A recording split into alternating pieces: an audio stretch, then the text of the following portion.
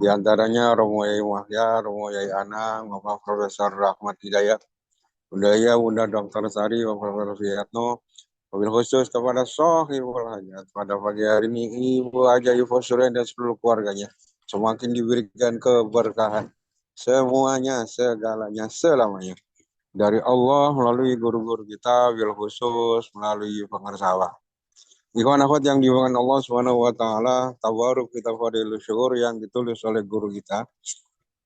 Bulan Zulhijjah huruf yang keempat adalah lam. Wa ammal lamu fi hadza syari alladzah. Guru kita menjelaskan bulan Zulhijjah huruf yang keempat adalah lam. Lam di sini diartikan oleh guru kita dengan al-ladzat. Al-ladzat ini bahasa Arab. Ternyata al-ladzat ini bahasa Arab sudah dibahasa Indonesiakan. Lezat, lezat, lezat. Ya. Lezat ini udah di atas doyan. Jadi bukan saja doyan, tapi juga lezat merasakan nikmatnya. Ini adalah hubungan dengan lam di bulan Dzulqa'dah. Lam Dzulqa'dah adalah lahun. Nah, kalau lahun ini lalai, lupa, nggak ada apa-apa, nggak ada rasa, nggak ada woro-woro nikmat rasanya nggak ada. Jadi korelasi antara Dzulqa'dah dengan Dzulhijjah satu sama lain, huruf ini berkaitan. Lazat ini adalah setelahnya waro'i. Jadi lamnya ini wawunya adalah waro. Waro itu diceritakan berhati-hati, selektif, apik kalau orang tidak asal-asalan, tidak serampangan, tidak gegaganan, pilih-pilih lingkungan, pilih-pilih. Nah, hasil daripada wirai ini adalah lezat. Lezat merasakan nikmatnya, lezatnya zikir, lezatnya ibadah kepada Allah Subhanahu wa taala. Ini nggak mudah melalui tahapan-tahapan. Ini juga tidak mudah, harus dibimbingkan oleh seorang guru mursyid. Nah, maka guru kita di situ menjelaskan untuk mendapatkan lazat zikri, nikmatnya zikir kepada Allah, ada 3 syaratnya. Yang pertama adalah wiwudu intamin, dengan wudhu yang sempurna. Ya. Wudhu intamin, wudhu yang sempurna versi Toriko itu beda dengan orang-orang syariat. Kalau dalam kitab-kitab fikih yang namanya wudhu intamin sempurna itu di sunanihi, maksudnya wudhu sempurna itu versi syariat adalah wudhu dengan melaksanakan sunah-sunahnya. Ada kumur-kumur, ada istinsyak, itu namanya wudhu sempurna. Tapi dalam toreko wudhu sempurna itu wudhu lahir dan batin, bersuci, zikir dan lahir dan batin. Seperti yang disabdakan oleh Rasulullah, ditulis oleh guru kita, man zakarallahu indal wudhu, toharallahu jasadahu kullah. Siapa orang yang berwudhu, lagi wudhu, disertai zikir kepada Allah. Dia nawaitul wudhu'a, ya.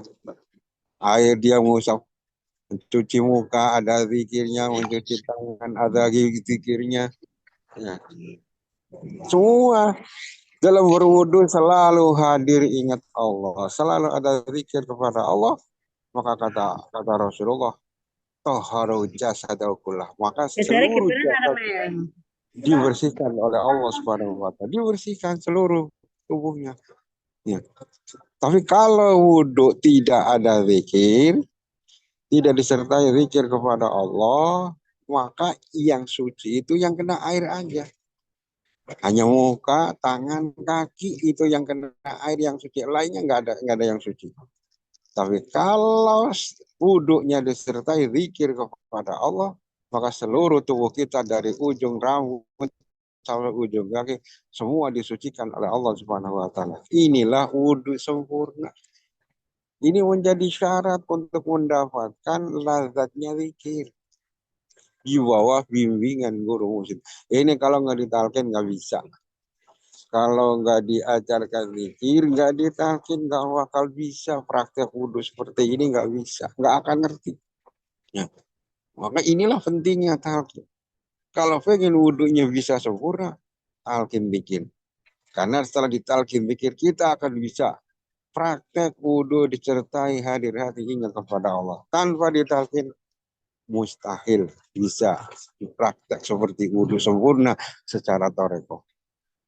Yang kedua adalah wisautin kawiyin. Ya, ada suara yang kuat. Dan bagaimana suaranya? Ini bimbingan guru mursyid. Kalau nggak dibimbing nggak bisa. Ya. Sekarang ini adalah 3 kali berdoa. La ilaha illallah. La ilaha illallah. La ilaha illallah. Mau tanya dibuka. La ilaha ke kanan. Illallah. Begini. Itu namanya suara yang kuat bimbingan guru mursyid. Ini untuk syarat mendapatkan ladzatul zikri. Yang ketiga adalah widor win syadidin, pukulannya yang tepat yang tadi. Min tahtis surah ila diwak, dari bawah pusar sampai ke atas, menembus dada kening sampai ke bunubun. Ilaha ke kanan. Jadi atas susu kanan, di bawah susu ilallah ke kiri. Ya, dibandingkan ke kiri, di atas susu kiri, di bawah susu kiri, tepat di kolbu. Ini pukulan-pukulan yang tepat. Ini kalau nggak dibimbing oleh guru mursyid nggak bisa, makanya talqin. Talqin. Nggak ada lagi talqin. Untuk bisa mendapatkan nikmatnya, lazatnya zikir kepada Allah Subhanahu wa taala. Ikhwan akhwat yang dimuliakan Allah, ada tandanya. Seseorang yang sudah merasakan lazatnya zikir, nikmatnya zikir kepada Allah, ada tandanya. Ada 3 tandanya. Yang pertama, seseorang yang sudah merasakan nikmatnya zikir, lazat ini akan selalu bersegera untuk melaksanakan yang diperintahkan oleh Allah karena dia sudah nunggu. Jadi kalau tandanya orang nikmat itu sudah merasakan nikmat, sebelum waktunya tiba dia udah siap. Inilah dibimbingkan oleh guru mursyid. Maka kita sebelum 10 menit sebelum waktu sholat kita sudah siap, sudah di atas sajadah, sudah suci, sudah wudhu dan lain sebagainya, sudah di atas sajadah. Ini tanda orang yang sudah merasakan lazatnya. Kenapa? Ditunggu selalu. Ya, karena di dalam sholat itulah seseorang hamba merasakan nikmatnya ibadah kepada Allah seperti yang dicontohkan oleh kanjeng Nabi Muhammad Sallallahu Alaihi Wasallam. Dicontohkan oleh kanjeng Nabi. Maka Rasulullah itu sholat nggak terasa. Ya, nggak terasa capeknya, tahu-tahu kakinya udah bengkak. Ini karena apa? Karena ada lazatnya ibadah kepada Allah. Lihat guru-guru kita. Nah, seperti juga yang dicontohkan yang pernah dulu dialami oleh orang tua daripada Syekh Abdul Qadir, Syekh Abu Soleh Musa Janahi. Beliau itu selalu berjuang, selalu jihad, jarang makan. Kadang-kadang 2 hari baru makan, kadang-kadang sampai 3 hari baru makan. Nah, untuk mengatasi rasa laparnya itu apa? Sholat. Sholat karena ketika beliau menghadap Allah, sedang melaksanakan sholat, merasakan nikmatnya berkomunikasi dengan Allah, maka dia lupa lapar, lupa haus, merasakan nikmatnya kepada Allah, ibadah kepada Allah. Nah, jadi orang yang kita ini sedang dididik oleh guru kita. Sebelum waktu, ayo siap-siap. Ini merupakan tanda orang itu merasakan nikmatnya ibadah. Enggak nyantai-nyantai, nanti aja baru azan. Baru azan, nyantai aja, baru komat, baru ini, nyantai aja. Nah, itu kalau orang seperti ini itu tandanya jauh dari nikmat kepada zikir ibadah kepada Allah Subhanahu wa taala. Yang kedua, tanda orang yang sudah merasakan lazatnya zikir, lazatnya ibadah adalah durasinya yang panjang. Durasinya yang panjang. Nah, durasi yang panjang. Enggak cepat-cepat, enggak buru-buru. Zikir, dia nggak tahu lama sekali zikirnya nggak terasa. Tahu-tahu udah 1.000, 2.000 nggak terasa. Saking nikmatnya, nggak mau berhenti. Nah, kita juga sama. Segala sesuatu yang kita rasakan nikmat, kita nggak akan mau berhenti. Makan kacang, nikmat. Wih, sampai kacangnya habis baru berhenti. Kita lagi kemana, lagi plesir, lagi ke satu tempat yang kita senang, merasakan nikmat, kita nggak mau pulang. Nah, kita lagi bersama dengan orang yang kita cintai, ketemu, sayang, nikmat, kita nggak mau pisah. Itu udah watak kita. Seseorang yang sudah menemukan nikmatnya zikir, nggak mau berhenti, nggak mau berhenti. Banyak kasus dulu zaman awal, no. Apalagi di zaman awal sepuh. Orang zikir nggak berhenti-berhenti. Nah, sudah nggak bisa di-stop. Kecuali yang di-stop adalah orang-orang yang khusus. Nah, jadi zikir saking ini kecepol terus dia nggak terasa. Nah, nggak terasa. Jadi durasinya yang panjang. Zikir lama, sholat lama, ibadah lama. Ini tanda orang sudah merasakan nikmatnya zikir. Jadi sudah merasakan nikmatnya zikir lama jadinya. Durasinya lama. Nah ini kita tinggal lihat sendiri dari diri kita. Kalau diri kita ini sudah merasakan lazatnya zikir, ya, yang sesuai dengan petunjuk guru mursyid, maka kita akan betah, dan selalu merindukan, betah dan selalu merindukan. Zikir udah selesai, pengen zikir lagi, sholat udah selesai, rindu kepengen sholat lagi. Ini tandanya orang yang sudah merasakan nikmat. Kita sudah merasakan nikmatnya bakso misalnya. Kita makan bakso, lama sekali dinikmatin. Begitu selesai, kita akan kangen, wah kapan yang bakso lagi. Inilah lazatnya zikir, durasinya yang panjang. Ya, betah dia zikir kepada Allah Subhanahu wa taala. Yang ketiga, tanda orang yang sudah merasakan lazatnya zikir itu adalah adanya penyesalan ketika tertinggal.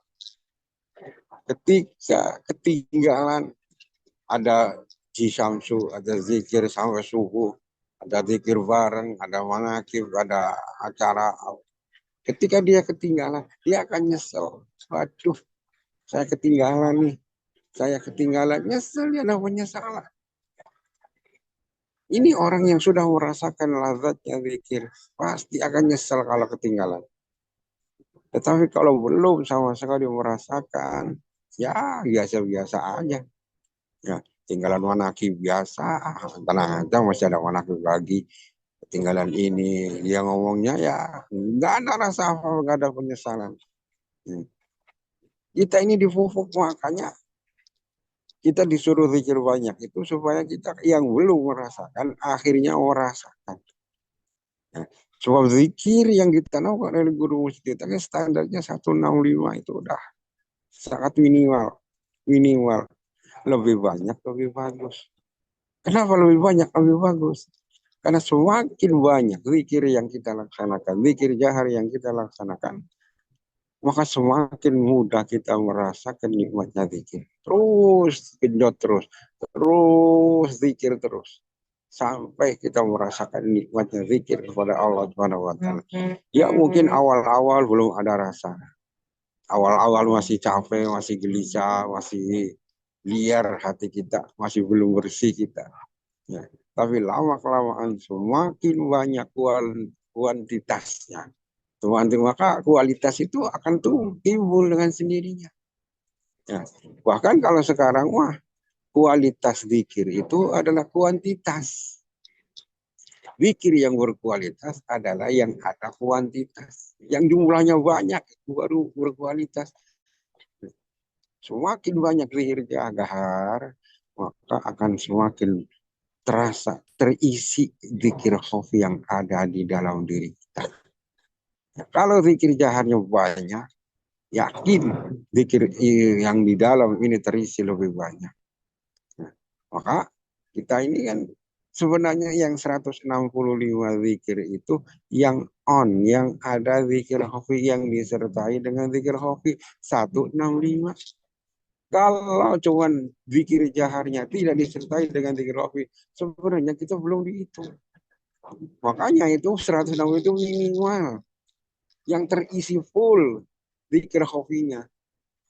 Nah, tapi kalau kita belum bisa itu ya jangan 165.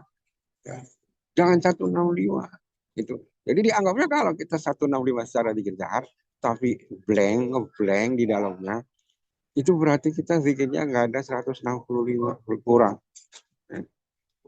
Jadi kualitas zikir bagi kita sekarang adalah kuantitas. Ya. Jadi kualitas zikir, kuantitasnya. Siapa yang kuantitasnya, zikirnya lebih banyak, itu zikir yang lebih berkualitas. Ya, yang lebih berkualitas. Kita terus oleh guru kita. Makanya setiap ada acara-acara tertentu, kita disuruh zikir di Samsu. Ya, malam tahun baru Masehi, kita suruh di Samsu. Malam tahun baru Hijriah besok, malam tahun baru Hijriah. Ini juga kita disuruh untuk zikir bersama, zikir sampai subuh. Ini dalam rangka apa? Dalam rangka supaya hati kita ini terisi, ya, merasakan nikmatnya zikir kepada Allah Subhanahu wa taala, lazat. Nah, jadi lazat itu bimbingan guru mursyid dan usaha kita ini akan terwujud setelahnya ditalqin, setelahnya ada waroi, setelah ada wukuf, rajin wukuf, akan merasakan lazat. Satu huruf dengan yang lain saling berkaitan. Ya. Zikir dalam Dzulqa'dah, zikir terus waroi, dunia sudah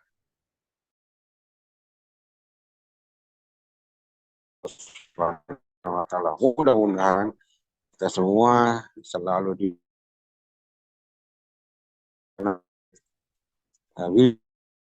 tercapai kita kebahagiaan melalui zikir ini dunia dan